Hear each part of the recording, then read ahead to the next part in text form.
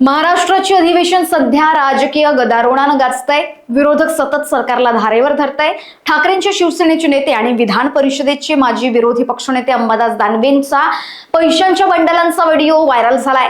तो महेंद्र दळवीचा असल्याची चर्चा आता रंगते। व्हिडिओ विधानसभेचे सभापतीकडे देऊन त्याची पडताळणी केली जाईल।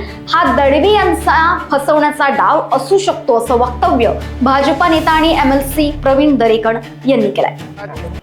महेंद्र दळवी यांनी स्पष्टीकरण दिलेलं आहे की अशा प्रकारे असेल तर मी राजीनामा द्यायला तयार आहे। याचा अर्थ त्यांचा आत्मविश्वास आहे। हे काही कोणी कुभांड रचलंय की काय?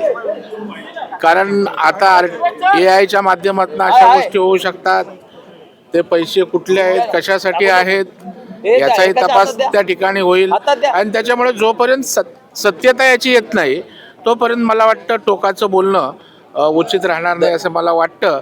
आता हा विषय मागणीही झाले, विषयही त्या ठिकाणी पब्लिक डोमेनमध्ये आलाय, त्याच्यामुळे सत्य असेल ते लवकरच बाहेर येईल। दरेकर साहेब, हा व्हिडिओ मागे तटकरेंचा हात असल्याचा आरोप आता थोरवेंनी केलेला आहे।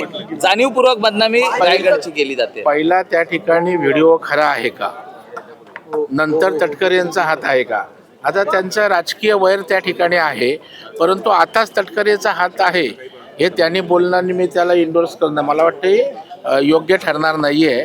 यथावकाश याच्यावर खरं काय ते बाहेर येईल। दरेकर साहेब, यापुढे जाऊन थोरवे म्हणालेले आहेत की महायुतीत मित्रपक्ष म्हणून राष्ट्रवादी कधीच असला आमचा नाहीये आणि आमची विचारधारा देखील त्यांच्याशी जुळत नाही। कसं आहे, आता हा त्यांच्या पुरता विषय आहे। त्या 2-3 आमदारांचं आणि तटकरेंचं जे काय आहे ते जिल्ह्याला नंतर संपूर्ण महाराष्ट्राला माहीत आहे। परंतु एक गोष्ट त्या ठिकाणी खरी आहे की राष्ट्रवादी आज भारतीय जनता पार्टी आणि शिवसेनेसोबत राज्यात आहे, सरकारमध्ये आपण एकत्र आहोत।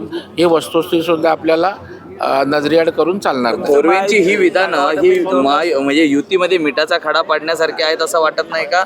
नाही, युती एवढी भक्कम आहे आणि त्या युतीचे प्रमुख माननीय देवेंद्रजी आहेत, त्याच्यामुळे असे किती खडे आले तरी त्या ठिकाणी महायुती अभेद्य ठेवणं हे मला वाटतं त्यांना अवघड नाही आणि ते तसं आहे ते दिसते आपल्याला। वादाचे सगळे विषय हे रायगडाच्या आजूबाजूला दिसून येत आहे। सातत्याने वादा किंवा व्हिडिओज किंवा इतर कोणते शाब्दिक चकमक या सगळ्या रायगडवरूनच होताना दिसत आहे।